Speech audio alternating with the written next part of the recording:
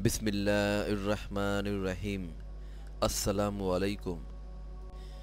आपने अजीम धमाके big bang के बारे में ज़रूर सुना होगा, जिसके नतीजे में हमारी ये कायनात और हमारा कर्रे अर्ज़ वजूद में आए।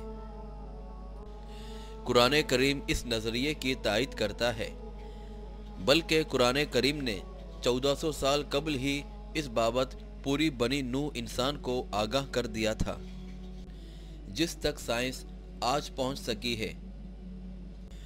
जैसा कि कुरान करीम सूरह अंबिया आयत नंबर 30 में अल्लाह ताला फरमाता है, क्या काफिर लोगों ने ये नहीं देखा कि आसमान और ज़मीन बाहम मिले जुले थे, फिर हमने उन्हें जुदा किया और हर जिंदा चीज़ को हमने पानी से पैदा किया, क्या ये लोग फिर भी ईमान नहीं लाते।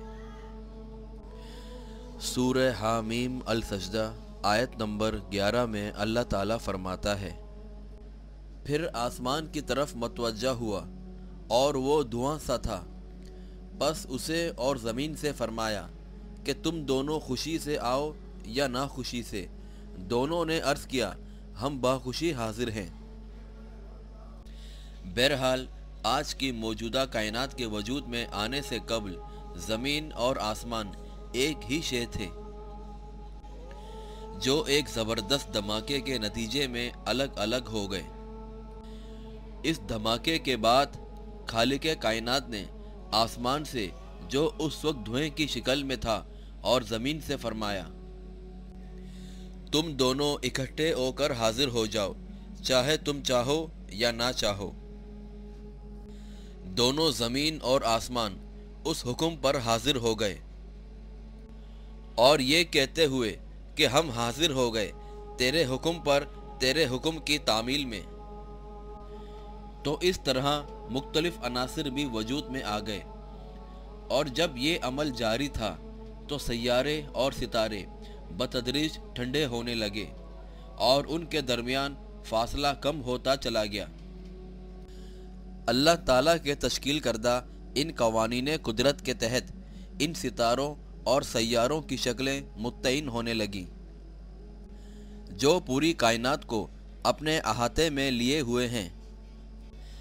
अल्लाह तबारक व ताला ने चाँद, सूरज और दूसरे तमाम सैयारे और सितारे पैदा फरमाए, जिनमें हर एक के अपने अपने दायरे या मदार हैं, जिनमें वो गर्दिश कनाह रहते हैं। तो ये वो अल्लाह ही है जिसने दिन रात और चाँद सूरज बनाए और पूरी कायनात तख्लीक फरमाई है। ये तमाम आसमानी इज्साम एक एक दायरे में तैर रहे हैं। बहरहाल कुरान करीम इस नज़रिए की भी तस्दीक करता है कि कायनात फैलती ही जा रही है।